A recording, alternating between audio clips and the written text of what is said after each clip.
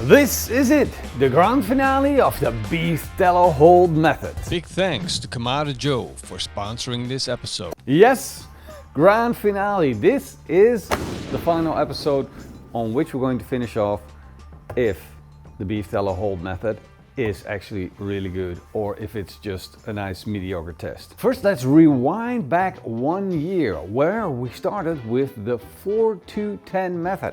It was the ultimate guide to make cooking briskets easy. But now that we have the Beef Tallow Hold method, we might need to scrap the 4-2-10 method altogether. Yes, that is weird from the guy that actually came up with the idea of calling it the 4-2-10 method. I know, it's a bit awkward. But hey, it's all in the name of science because we used to think that the earth was flat. And if the Beef Tallow Hold method works on brisket, we at least have to give it a try to see if it works. And then, if it works, we'll move on to this better method. So if we can cook pork ribs, beef cheeks with this method, then we also need to know if we can cook the crown of barbecue with this method. Because if I'm able to cook a brisket to absolute perfection with this super simple method, and then if I get better results than the 4-2-10 method, then I know we've got the ultimate barbecue cooking method for the backyard. I'll be using the Connected Joes since we got a long cook ahead of us. And the first thing that I always want to do, since in my previous cook, I always shut down the vents and try and save as much charcoal as I can. Now, I'm gonna get the heat deflectors out. I'm pulling out the ashtray and removing all of the ash that is left at the bottom of the barbecue. That way I know I always have sufficient airflow. And then of course, I'm adding some charcoal on top of it.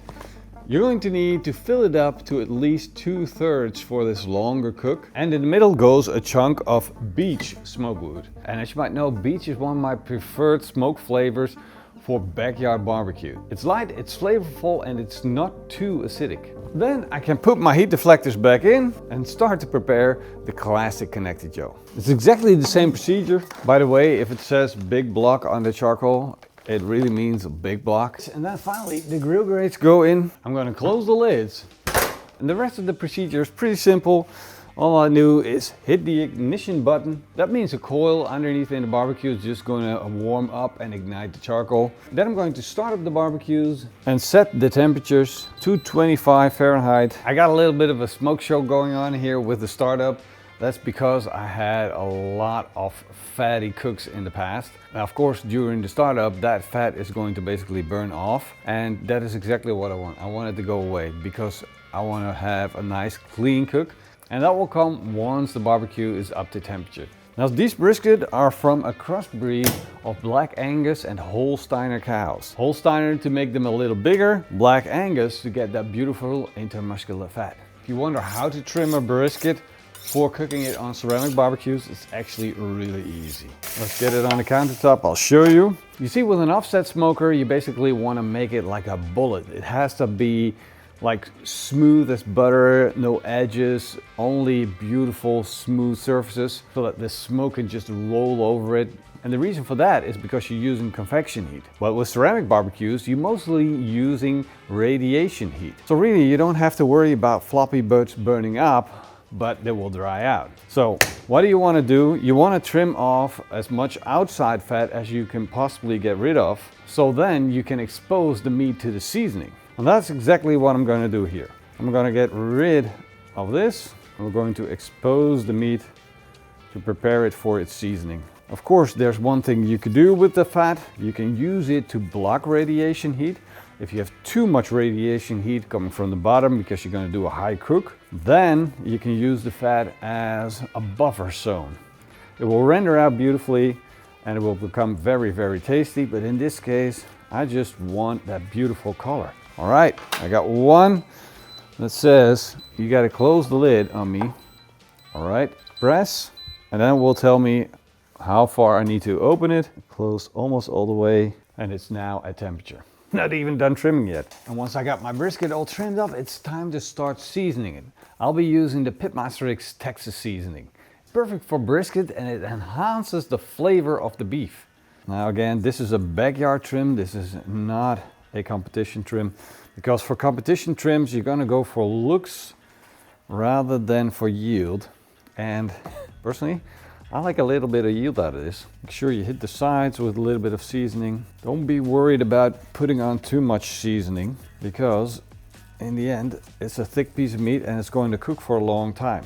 Now, since we've been building up this method for a while and testing it, I've got a nice comment from Australia that says this method is actually not feasible for them because of the price of the beef tallow. Now, here in the Netherlands, beef tallow is pretty cheap, so I do feel for you, because I've got good news. Did you see what I trimmed off of the brisket? It is about, well, I think more over 3 kilograms of fat. I'm gonna render it down and use it later on for the test. All right, let's get these briskets on. Start cooking. First brisket goes on. There we go. The funny thing, if you're cooking in a ceramic barbecue, it doesn't really matter what side's up and what side is down. The radiation heat is going to make sure that it cooks even. In the Big Joe, we're going to do the 4-2-10 method, which means we're going to cook the brisket for 4 hours at a low temperature, and then we'll raise it up to a higher temperature, and then we'll do the 10-hour hold. In the Classic Joe, we're going to do the Beef Tallow Hold method. That means we're just going to let this brisket run. Let it run. Don't look at anything. Just let it go. In the meantime, I'm going to be cooking out that beef tallow. So I'm just going to set my burner to the lowest setting in a cast iron pan, and I'm just going to load it up with the beef tallow. You can add a little bit hot water if you want to, or you can just have patience and just let it go naturally. Put a lid on it and just let it simmer. We're now 4 hours into this cook, and that means with the 4-2-10 method, it is time to raise up the temperature. Ooh, that brisket is actually starting to look good, but we got some, well, spots right here and there.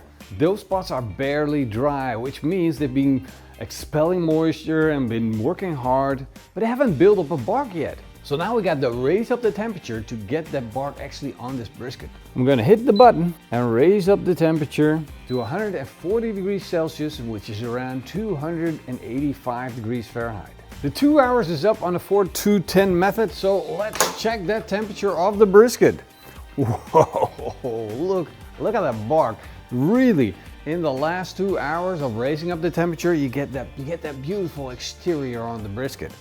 But more importantly is, what is the temperature like? 90, 89, 90. Okay, the coldest temperature is the one that we're taking, but it feels pretty good. So it needs like probably a little bit longer. The brisket is starting to feel tender, but it's not there yet. So we're either gonna be over or we're gonna be under, but to get it perfect, I'm just gonna let it run a little longer. And that's what you want to do. So you want to take it all the way up to 92, 93 as the lowest temperature. That way you're going to be sure that you're going to get the most tender and juicy brisket. If we take a look at the beef tallow brisket method brisket, then we can see that we have a beautiful bark. But we're not there yet. We're only at 75 degrees Celsius, which is basically, well, nowhere near done yet. So even though we got the looks, we're not there yet. And we're just going to let it run. Just let it go and keep faith. And I know it's kind of like a courage move thing to do here, but we really have to keep going with it. Good thing we made our beef tallow, since that is now done. Try and evaporate as much moisture as you can, of course. And then you're left with this golden stuff. Of course, this is now unfiltered, but it's beef tallow from the brisket. Let's set this aside. That is buttery soft. Whoa, that is buttery soft. We're there. Let's take this thing off. It's gonna go into the butcher's paper. Then I'm going to wrap it up in the butcher's paper, nice and tight. Then fold it. Now I'm not wrapping it to protect it and put it back on the barbecue. I'm wrapping it just to get that moisture to stick. It's basically creating a second skin to that brisket. I want the moisture to stick, and I want the beef tallow to be around that brisket, so flip it around a little bit. That beef tallow should now be everywhere. Then it goes into an aluminum tray like this, and luckily this one, well, it almost fits. And that gets now sealed off with some aluminum foil. Make sure that it's airtight, and by getting the edges super tight and close and folding them over. And this now goes into the oven at a temperature of 65 degrees Celsius until tomorrow, or 10 hours or 15 or whatever you need that time to be, whenever you want to eat. So This is gonna go in the oven. This still has a long way to go. We're currently running it. What's the core? Oh, cranky. 70 degrees Celsius. That is a long way to go.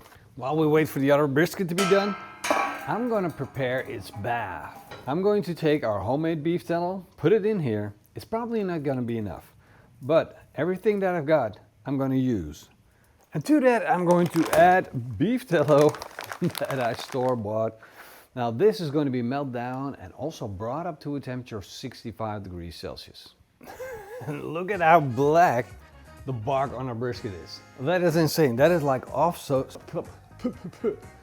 smoker black. We got a nice 93 degrees Celsius overall.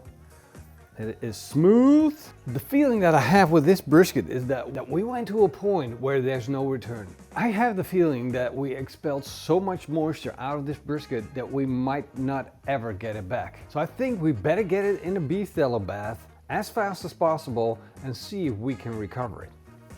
Ooh, will it fit? There's a little bathing involved, but I think we did it. So, okay, this is like a smaller brisket, so if you're gonna do anything bigger like that, be prepared. Let's close the lid. This is gonna go in the exact same oven. I'm gonna set it to the exact same 65 degrees Celsius, and I'm just gonna let it run overnight, and tomorrow morning, we'll be checking back on these two briskets to find out if we absolutely ruined this one, or if we hit the jackpot. See you guys tomorrow. It's almost lunchtime and I've taken the briskets out of the oven. Of course, we're gonna first take a look at the 4-2-10 method brisket. Now, this is a pretty good looking brisket. As you know, we put some of that beef tallow on, but it looks like the brisket soaked it all up. Only one way to find out if it turned out as good as I think it is, and that is by slicing into it, All right, look at that. Well, that is a pretty tasty looking brisket. We got a nice smoke ring. The fat rendered out perfectly. It's like it's almost completely disappeared. Still plenty of juicy. Let's get a slice. Nice slice. Pulls apart easily. Looking good. All right, there we go. Classic 4-2-10 method. Perfect. Plenty of smoke flavor, juicy, tender, and a beautiful bark. For now, let's set this aside because what I'm really interested in is what is in here. It is the reason why we're doing this experiment. The Beef Tallow Hold method. Will it work on brisket? Let's find out. Oh, a nice warm bath. I gotta let it drip, of course, a little bit. Get rid of some of that beef tallow. It looks a lot better than the 4-2-10 method. Do I dare say that? I do dare say that. Look at that. Isn't she a beauty? Of course, don't throw away the beef tallow. It might be obvious to say something like that, but don't throw that away. You can reuse the beef tallow just like you use frying fat. You can reuse it. As a matter of fact, anything that you fry in this after using it for this is going to taste amazing. All right, are you ready for this? The slice alone is a lot smoother. A little crispy bit at the end. Ooh. I am a happy pitmaster. It's not excessive fat, it is just the fat is everywhere. Everywhere, the fat rendered down perfectly right there. But every part throughout this brisket has a beautiful amount of fat in it. I'm resting my knife on this. That's all I'm doing. And instant, it's just coming out. Except for that little burned end at the edge. It's falling apart on me. Well, fall apart tender, beautiful smoke ring, nice thick bark. Let's give this a try. This is it. It works like a charm. The only thing I gotta say that you have to look out for is that you have to look out for the bigger a piece of meat you have, the longer it has to be in the beef tallow. So you can hold this for like 2 hours in beef tallow, but it won't soak up as much beef tallow as it would overnight. Now this, I can serve this up for lunch, for in the evening. I can leave it in the beef tallow, I can just get it out, and it's going to be perfect every single time. It has a more beautiful bark than the 4-2-10 method. It's loaded full with flavor, and you can absolutely not fail with this method. Now this is my personal experiment, but what I would love is for someone to confirm it. If you're watching and you have a YouTube channel, then please try this method, the Beef Tallow Hold method, on a brisket and let me know I'm right or if I'm wrong and why. Because it's so important that this method is getting out there, because this is going to make making brisket on your backyard smoker extremely easy. Hope you guys enjoyed this video, and if you did, then leave us a big thumbs up and a comment down below. See you in the next one. Eet smakelijk and keep on grilling.